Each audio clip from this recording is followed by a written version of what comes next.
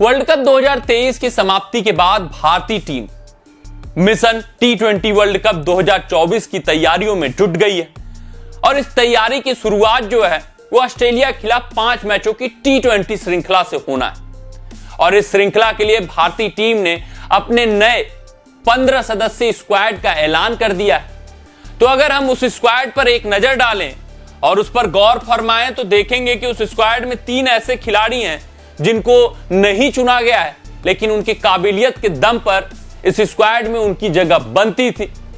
तो इस स्क्वाड में ऐसे 3 खिलाड़ी रहे जिनके साथ बीसीसीआई सेलेक्टरों ने नाइंसाफी की है, धोखाधड़ी उनके साथ हो गई। और अपने इस रिपोर्ट में हम देखने वाले हैं वो कौन से 3 खिलाड़ी हैं जिनके साथ लगातार बीसीसीआई नाइंसाफी करते हुए आ रही है। टैलेंट रहने के बावजूद, प्रतिभा रहने के बावजूद वो इस स्क्वाड में, भारतीय टीम के स्क्वाड में जगह नहीं बना पा रहे। नए नए चेहरे आ रहे हैं, लेकिन वो जो चेहरे हैं जिनको चुना जाना चाहिए था वो चेहरे गायब होते जा रहे हैं। उन बातों पर हम समीक्षा करेंगे, स्टैट्स पर गौर करेंगे। लेकिन वीडियो में आगे बढ़ने से पहले आप सभी से यही अनुरोध है, यही आग्रह है कि अगर आपको हमारे अपडेट्स पसंद आ रहे हो तो वीडियो को लाइक कर दीजिएगा, चैनल को सब्सक्राइब कर लीजिएगा और नोटिफिकेशन का बेल आइकन प्रेस करना मत भूलिएगा। तो ये आपके सामने 15 सदस्यीय स्क्वाड आ गया होगा, आप नजर देख लिए होंगे एक नजर की ये स्क्वाड। लेकिन अब बात कर लेते हैं 3 ऐसे खिलाड़ियों की जिनको इस स्क्वाड में चुना जाना चाहिए था मगर नहीं चुना गया। उनके साथ नाइंसाफी हुई, उनकी प्रतिभा के साथ नाइंसाफी हुई और उनको लगातार दरकिनार किया जा रहा है भारतीय टीम से। और इस स्क्वाड का मैसेज क्या है उनके लिए, यह भी हम समझने का प्रयास कर लेते हैं। अगर हम बात करें सबसे बड़े खिलाड़ी की जिसके साथ इस स्क्वाड में नाइंसाफी हुई, वो युजवेंद्र चहल है। T20 क्रिकेट में भारत की तरफ से ये सबसे ज्यादा विकेट लेने वाले गेंदबाज है। अभी जो पिछला श्रृंखला हुआ था वहां पर ये मौजूद थे और वहां पर इन्होंने छाप भी छोड़ी थी। अगर आप इनके एवरेज पर नजर डालेंगे तो 25 का इनका औसत है। तो जो गेंदबाज आपको विकेट लाकर दे रहा हो, और सबसे खास बात कि ये आपके लिए अभी तक T20 क्रिकेट में सबसे ज्यादा विकेट लेने वाला गेंदबाज हो, यानी बस T20 फॉर्मेट पर हम नजर डालें तो ये आपके लिए T20 क्रिकेट के एक तरीके से लीजेंड हो गए हैं गेंदबाजी सेक्शन में, स्पिन गेंदबाजी में आपके लिए विकेट लाकर दे रहे हैं। लेकिन इनका चुनाव नहीं हुआ, इनको ओडीआई वर्ल्ड कप से भी बाहर निकाला गया। वहां पर बीसीसीआई सेलेक्टरों ने खास संदेश दे दिया कि आप हमारे मुख्य स्पिनर नहीं है। लेकिन चहल को आस थी कि शायद ये T20 क्रिकेट खेलते रहेंगे और T20 वर्ल्ड कप 2024 में ये भाग ले पाएंगे। लेकिन इस स्क्वाड सिलेक्शन से बीसीसीआई ने एक बार इनको साफ संदेश और दे दिया है कि भैया आप अब 2024 T20 वर्ल्ड कप के भी समीकरण में नहीं है, क्योंकि कुलदीप यादव T20 क्रिकेट में भी मुख्य स्पिनर रहने वाले हैं। और अगर हम बैकअप की बात करें तो रवि बिश्नोई को उनके बैकअप के तौर पर तैयार किया जाएगा, क्योंकि आपकी उम्र 33 साल हो गई। अब नए युवा चेहरों को हम मौका देंगे, खासकर T20 फॉर्मेट में। आप पुराने हो गए जिस वजह से अब आप उस समीकरण में नहीं है। अब बहुत बेहतर प्रदर्शन आपको जाकर डोमेस्टिक क्रिकेट में करना होगा, तभी आपका चयन हो पाएगा। अगर हम बात करें युजवेंद्र चहल के बाद दूसरे खिलाड़ी की जिनके साथ बड़ी नाइंसाफी हुई और लगातार नाइंसाफी होते हुए आ रही है, उनका नाम है संजू सैमसन।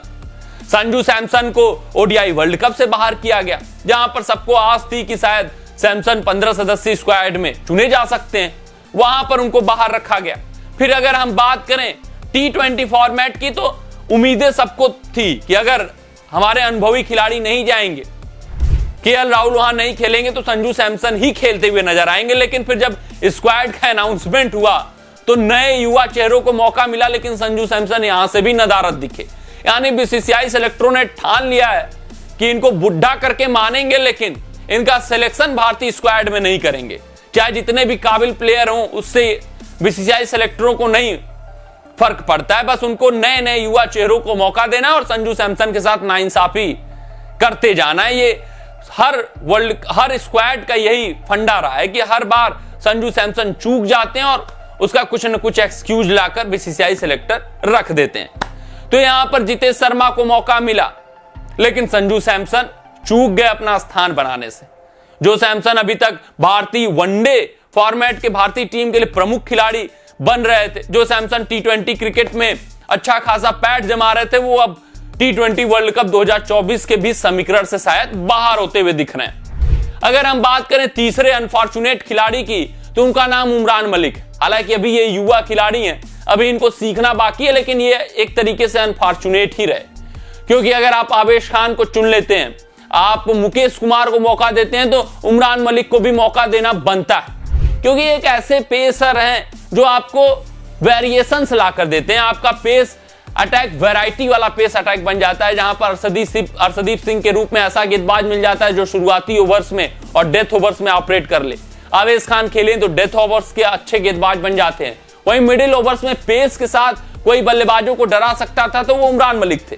अगर आप इनके आंकड़ों पर नजर डालेंगे तो 8 मुकाबले खेला हुआ है, 11 विकेट निकाला हुआ है, 22 का औसत है, यानी कि मिडिल ओवर्स में ये विकेट ला कर देते हैं।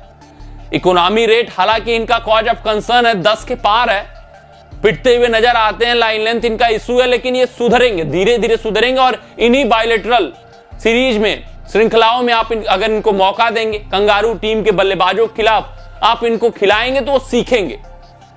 तो ये मौका था उमरान मलिक को एक बेहतर गेंदबाज बनाने का, उनका लाइन लेंथ सुधारने का, लेकिन उमरान मलिक से भी भारतीय सिलेक्टरों ने पीछा छुड़ा लिया और शायद 2024 के समीकरण से ये भी बाहर होते हुए नजर आ रहे हैं। अब बहुत उम्दा प्रदर्शन डोमेस्टिक में आ गया तभी इनका चुनाव होगा, अदरवाइज जो हमारे पेसर्स हैं, आवेश खान हो गए, अर्शदीप सिंह हो गए, प्रसिद्ध कृष्णा हो गए, मुकेश कुमार हो गए, इन्हीं के साथ भारतीय टीम स्टिक करने वाली है। और प्रसिद्ध कृष्णा भारतीय टीम के स्कोप में लंबे समय के लिए भारतीय टीम को सर्व करने वाले हैं, ये तो तय हो गया, क्योंकि लगातार ओडीआई क्रिकेट में भी इनको मौका मिल रहा है जब से ये वापसी की है इंजरी के बाद। फिर T20 फॉर्मेट में भी इनको मौका मिलता हुआ दिख रहा है, जिस कारण उमरान मलिक को यहां पर बाहर का रास्ता दिखाया गया है। तो ये 3 अनफॉर्चुनेट प्लेयर रहे जिनका चुनाव न हो पाया, इनके साथ नाइंसाफी और धोखाधड़ी होती हुई दिखाई दी इस स्क्वाड सिलेक्शन में।